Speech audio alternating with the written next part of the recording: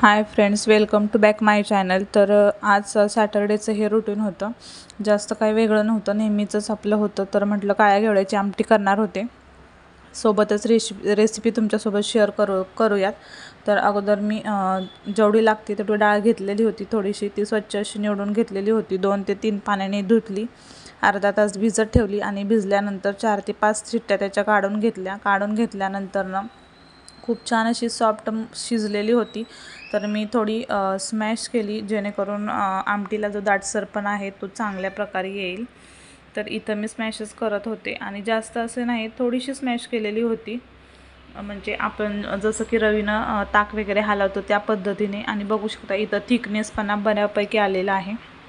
तर इथं डाळ टाकणार होते, साधी सोपी सिंपल रेसिपी होती। इथं 2 चमचे तेल घालून घेतलेलं होतं आणि सातारा जिल्ह्यात तर सातारा वाई या भागात तर भाजीला काही नसेल किंवा आवडीनं भाजीला काही नसेल तर ही काळ्या घेवड्याची आमटी चांगल्या बऱ्यापैकी पद्धतीने जास्त भागात केली जाते। पण सातारा साईडला ही खूप छान फेमस म्हटलं तरी चालेल अशी ही आमटी आहे आणि त्याच्याबरोबर ज्वारीची भाकरी खूप छान असं कॉम्बिनेशन लागतं। तर इथं मी तेलात जिरं परतून घेतलेलं होतं, जिरं टाकल्यानंतर थोडीशी हळद टाकली आणि लसूण खोबरं जे आहे ते पण चांगलं तडतडून घेतलं, जेणेकरून एक चांगला फ्लेवर बसेल। आणि जो आपला घरगुती काळा मसाला आहे तो देखील आपल्या आवडीनुसार चवीनुसार टाकायचा आणि थोडंसं मीठ, शिजवताना मी मीठ टाकलेलं होतं त्यामुळे इथं मी थोडंसंच मीठ टाकलेलं होतं आणि चांगलं एकत्र परतवून घ्यायचं, करपणार नाही याची काळजी घ्यायची, कारण करपले की आमटीचा वास खूप असा धुरकट येतो। तर इथं मी गॅस बंद केलेला होता, कारण भांडं माझं बऱ्यापैकी तापलेलं होतं आणि त्यानंतर मी लगेच घोटून घेतलेली डाळ टाकली। डाळ म्हणजे जे वरचं पाणी होतं ते टाकलं आणि थोडीशी डाळ शिल्लक होती, जे की थोडीफार परत घोटली म्हणजे फक्त थोडीशी अशी हलवून घेतली स्मॅश केल्यागत, जेणेकरून बऱ्यापैकी दाटसरपणा जास्त येईल आणि खूप छान अशी लागते ही आमटी। काळ्या घेवड्याची आमटी खूप खूप खूप चांगल्या प्रकारे प्रसिद्ध आहे सातारा साईडला, आम्ही तर नेहमीच करतो, गावाला गेलं तरी पण आणि किंवा इकडं असलं तरी पण बऱ्यापैकी तर केली जाते, बघू शकता। आणि ही आमटी पातळच छान लागते, जास्त पण पातळ नाही, पण बऱ्यापैकी ही पातळच असते।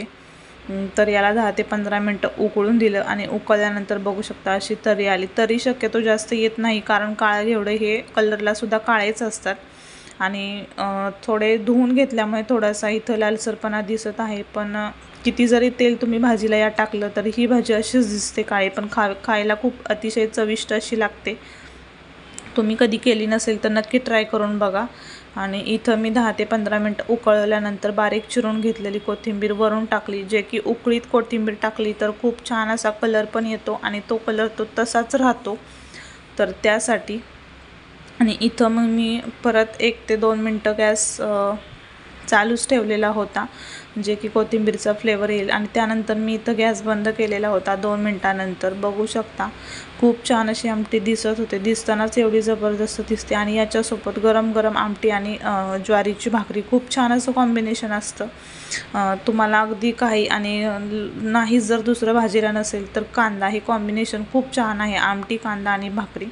तर माझं इथं बऱ्यापैकी स्वयंपाक झालेला होता आणि आज शनिवार, हनुमानाच्या मंदिरात मुलींचे पप्पा त्यांना घेऊन जाणार होते, तर त्यासाठी इथं इशू तयार झालेले आहे, जे की 2 वेण्या घातलेल्या आहेत, थोडेसे केस वाढलेले आहेत त्यामुळे। आणि इथं चप्पल पण सँडल स्वतःच घालत आहे। लहान मुलांना किती कळतं ना, जसं बाहेर जायचं बोललं येतेस का तर ते पटकन घाई असते तिचीच पहिली सँडल घालायची। तिला मी अगोदर 5-10 मिनटं सांगितलेलं होतं, तर ती स्वतःचा सँडल जो आहे तो स्वतःच घालत होती। जे की जायचं म्हटलं की तयारी खूप जोरात असते लहान मुलांची। आणि इथं चष्मा दिसला, पप्पांचा गॉगल दिसला, तर गॉगल पण लगेच घालून फोटो काढ बोलत होती। तर मग थोडंसं इथं तिचे 1-2 फोटो काढले, तर म्हटलं तुमच्यासोबत शेअर करावा।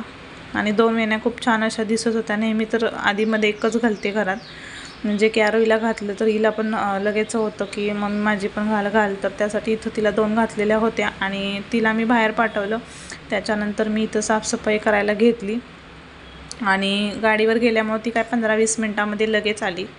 तर माझं तोपर्यंत काय काम झालेलं नव्हतं. जो बेड आहे तो पुढं सरकवलेला होता आणि त्याच्या पाठीमागची जी धूळ आहे किंवा मुलींची जे खेळणे आहेत बऱ्यापैकी पडतात, खायची चॉकलेट वगैरे त्या कधी कधी काही खेळत वगैरे असलं तर तिथंच टाकतात. मग ते वारं वगैरे फॅनच्या हवेनं ते पाठीमागं जातं. तर मी बऱ्यापैकी ते गोळा केलेलं होतं आणि नंतर मग ते बेडच्याच तिथला झाडू मारून नंतर ओल्या फडक्याने पुसून घेतलेलं होतं, जो की बेड पाठीमागं सरकवायचा होता.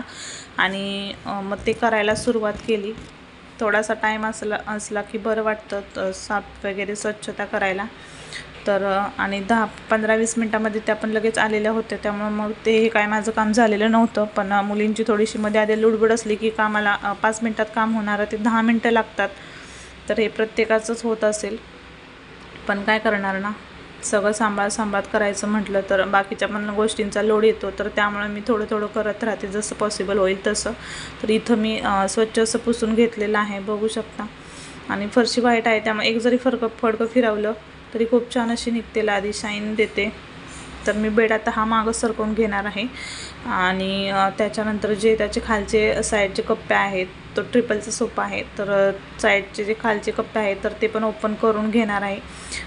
जे की साड्या वगैरे आहेत त्यात, आणि जे स्टीलचं आहे तर तिथं खाताना वगैरे सांडतं बऱ्यापैकी आतमध्ये जातं. चॉकलेटची कागद असू द्यात किंवा चुरमुरे काहीही असलं तरी, आणि हवेने पण धूळ वगैरे बसते. आणि बाहेरून खेळून वगैरे आल्यावर पण नाही म्हटलं तरी मुलं उड्या वगैरे मारतात, तर ते धूळ बऱ्यापैकी साठते. तर हे 8 ते 10 दिवसाला मला हे करावंच लागतं क्लिनिंग. तर इथं मी सोफा हा वरती केलेला आहे आणि याच्यात ज्या 2 बॅगा आहेत तर दोन्ही बॅगात माझ्या साड्या आहेत, ज्या की काठपदरच्या आहेत, आणि एक वाकळ आहे ती पण एक्स्ट्राची तिथंच ठेवलेली आहे. तर या बॅगा आहेत ज्या साड्यांच्या ते बाहेर काढलेल्या आहेत, कारण तो कप्पा देखील धूळ साठलेला आहे तर तो क्लिनिंग करायचा आहे. म्हटलं अगोदर बॅगा खाली काढूयात. त्याचं एक बेडशीट हतरलेलं होतं आणि अर्धं बेडशीट खाली आणि अर्धं ह्या बॅगांच्या वरती झाकण असं ठेवलेलं होतं, कारण धूळ बसून आहे. खूप हेवी अशा साड्या आहेत त्यात, पण घालणं काय होत नाही. वरती ठेवून पण हात वगैरे लागून खराब होतात. तर मग म्हटलं आतमध्येच ठेवूयात. आणि वाकळ जी होती ती पण काढलेली होती आणि हे बेडशीट ते पण म्हटलं झाडून परत ठेवावं. बघू शकता इथं बऱ्यापैकी धूळ साठलेली असते. चॉक वगैरे आहेत, विक्सच्या ज्या गोळ्या आहेत ते खाल्लेले वगैरे, तर ते पण आत बाहेर जे उड्या वगैरे मारतात तर त्यातून थोडासा स्पेस बाजूला झाला की मग ती बऱ्यापैकी घाण त्यात जाते. आणि शेवटी हे खालचं लाकडाचं आहे तर मग वरच्यावर साफ पण करावं लागतं. जास्त काही नाही, धूळच असते. तर मी इथं अगोदर झाडू मारून घेत आहे, जेणेकरून झाडू मारून स्वच्छ असा घेतला की पुसायला सोपं पडतं. बऱ्यापैकी जी निम्म्यापेक्षा जास्त जी धूळ आहे ती अगोदरच झाडू वगैरे मारल्यावर कमी होते, त्यामुळे पुसण्याचं एवढं काही हेक्टिक वाटत नाही मला तरी. तर मग आतल्यातच जे सुपलीवर ते कचरा धूळ वगैरे आहे ते भरून घेणार होते आणि मग नंतर फडकं फिरवायला इझी जातं.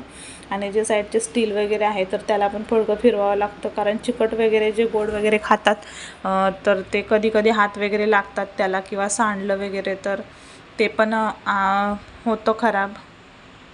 तर मग मी तर झाडू वगैरे मारून घेतला आणि त्याच्यानंतर मी पुसायला सुरुवात केलेली होती. पुसायचं म्हणजे ते 5 मिनटात वाळून जातं, कारण ते लाकूड आहे त्यामुळे एवढं काय त्याचं हे वाटत नाही. तर इथं माझी हे पुसून झालेलं होतं.